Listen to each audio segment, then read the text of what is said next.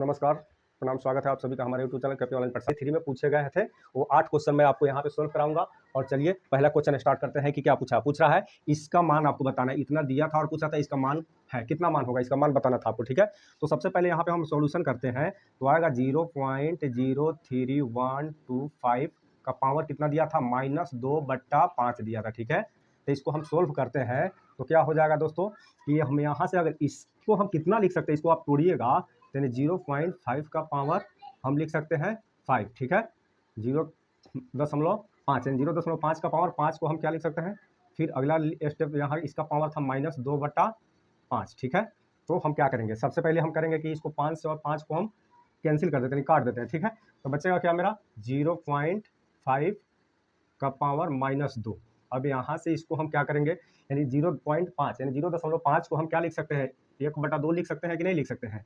हाँ, इतना तो लिखा जा सकता है। 0.5 को हम क्या लिख सकते हैं, 1/2 लिख सकते हैं, क्योंकि यहाँ से अगर दशमलव को हम उड़ाएंगे तो बटा में 10 आएगा, फिर 5 से काटेंगे तो 1/2 आ जाएगा। अब देखिए दोस्तों, यहाँ से हमको क्या करना है, माइनस को हमको हटाना है। माइनस को हटाना हो तो हम संख्या को पलट देते हैं, यानी आपको किसी भी संख्या के पावर को चेंज करना हो, उसका साइन चेंज करना हो तो उस संख्या को हम उलट देते हैं। तो चलिए उलटते हैं इसको, तो कितना इसका उल्टा हो जाएगा 2, 1/2 का उल्टा हो जाएगा 2 और 2, तो यहाँ से क्या हो जाएगा माइनस है तो यहाँ से हो जाएगा आपका प्लस, क्या हो जाएगा प्लस। तो 2 का पावर क्या हो जाएगा, प्लस लिखे या नहीं लिखे। ठीक है दोस्तों, तो 2 का पावर 2 कितना हो जाएगा 4 आंसर हो जाएगा। ठीक है, तो यहाँ क्वेश्चन आपका आंसर हो गया 4।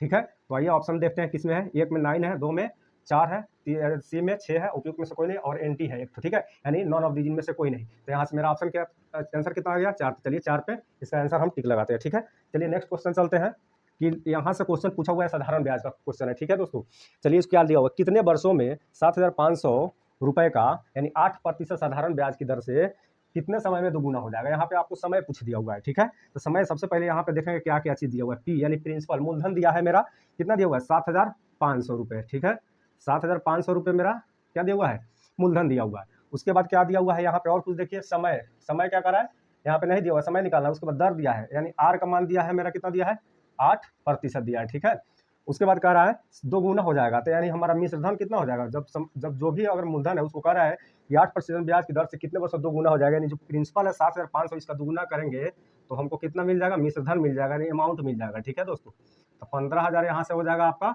हो जाएगा यानी मिश्रधन यानी अमाउंट। ठीक है, तो यहाँ पे आपका एसआई क्या निकल जाएगा। एसआई निकालने के लिए सबसे पहले हम क्या करते हैं, मिश्रधन में से मूलधन को घटाते हैं। तो मिश्रधन 15,000 में से अगर 7,500 7,500 घटाएंगे तो कितना आ जाएगा मेरा ब्याज, 7,500 रुपये मेरा ब्याज आ गया। तो हमको ब्याज नहीं निकालना था दोस्तों, यहाँ से हमको समय निकालना था।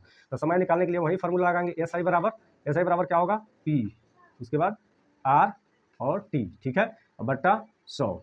ठीक है, उसके बाद हम चलिए यहाँ से मान हम इसको यहाँ से भरते हैं। एसआई के मान यहाँ से हम निकाल लिया 7,500 रुपये भर दीजिए, इजिकल टू 7,500। मूलधन मेरा दिया है 7,500, आर दिया है 8%।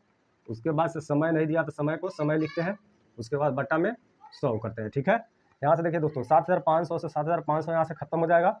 यहाँ से क्या बचेगा आपका, यहाँ से आपका बच जाएगा 100।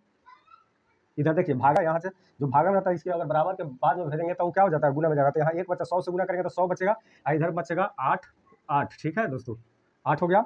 सॉरी, यहाँ से प्रतिशत को हटा दीजिए 8, तो यहाँ से क्या हो जाएगा आपका क्वेश्चन बन जाएगा, यानी टी का मान निकालना था। टी का मान क्या हो जाएगा, इधर गुना में है तो बराबर के बाद क्या हो जाएगा भागे में, तो 100 बटा में क्या हो जाएगा, 100 बटा में 8 हो जाएगा। तो यहाँ से निकलेगा तो कटेगा तो कितना हो जाएगा 12.5 वर्ष, जो आपका आंसर होगा। ठीक है दोस्तों, चलिए ऑप्शन कितना में दिया उसको हम देखते हैं। देखिए एक नंबर में 12.5 वर्ष, 16 वर्ष, 10 वर्ष, एक से अधिक एनटी, यानी इनमें से कोई नहीं। तो यहाँ इसका आंसर क्या हो जाएगा 12.1%। चलिए नेक्स्ट तीसरे के क्वेश्चन पे चलते हैं।